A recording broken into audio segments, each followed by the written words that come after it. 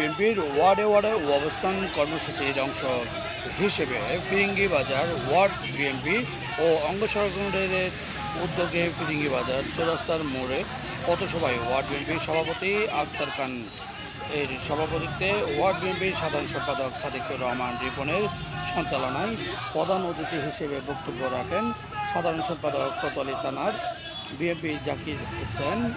প্রধান বক্তা হিসেবে উপস্থিত রাখেন নগর বিএনপির সাবেক তথ্য ও গবেষণা সম্পাদক হামিদ হোসেন।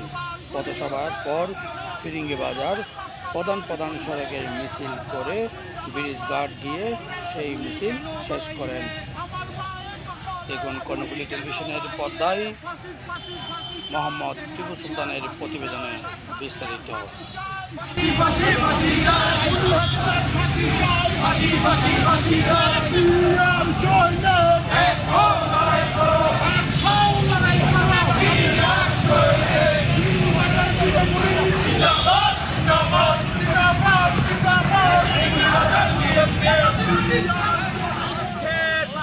অবস্থান কর্মসূচির পথসভায় সভাপতিত্ব করছেন বাংলাদেশ জাতীয়তাবাদী দল ফিরিঙ্গিবাজার ওয়ার্ড শাখার সংগ্রামী সভাপতি অত্র এলাকার কৃতি সন্তান জনাব আক্তার খান ভাই। আজকের সভার প্রধান বক্তা বাংলাদেশ জাতীয়তাবাদী দল চট্টগ্রাম মহানগরী শাখার সাবেক তথ্য গবেষণা সম্পাদক জনাব হামিদ হোসেন। আজকের সভার পরিচালনা করছেন বাংলাদেশ জাতীয়তাবাদী দল ফিরিঙ্গিবাজার ওয়ার্ড শাখার সংগ্রামী সাধারণ সম্পাদক সাবেক ছাত্র সাদিকুর রহমান রিপন। উপস্থিত ভাইয়েরা, আজকে আমাদের কেন্দ্রীয় কর্মসূচির অংশ হিসেবে আমাদের অবস্থান কর্মসূচিতে বলা হয়েছে গত 16টি বছর এই দেশের মানুষকে খুন করেছেন, হত্যা করেছেন। আমাদের অসংখ্য ভাই ছাত্রদল যুবদলের ভাইকে হত্যা করেছেন। 7 বছর হেফাজত ইসলামের অসংখ্য ভাইকে গণহত্যা করেছেন। বিগত 5 আগস্টের আগে বৈষম্য বিরোধী ছাত্র আন্দোলনে আমাদের হত্যা করা হয়েছে।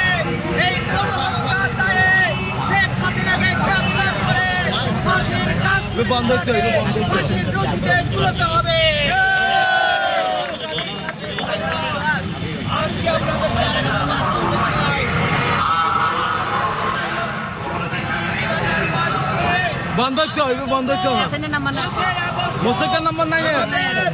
জাতীয়তাবাদী দলের অঙ্গ সংগঠনের বাইকে আমরা অনুরোধ করেছি কোন ধরনের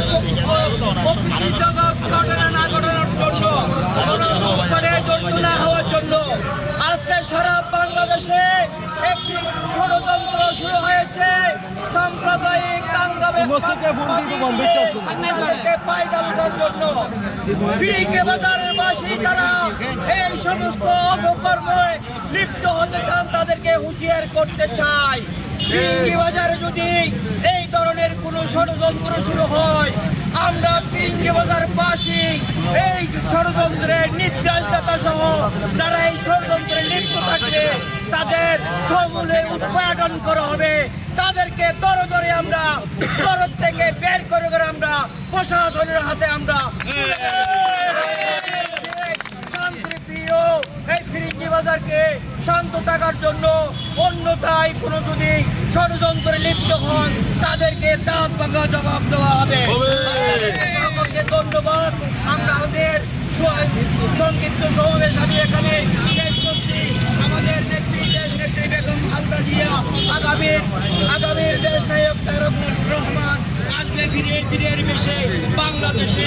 সেই দিন আমরা আরো বেশি করে আমরা বাংলাদেশে পূর্ণ স্বাধীনতা পাবো। এই বলে আমি আমার বক্তব্য শেষ করছি।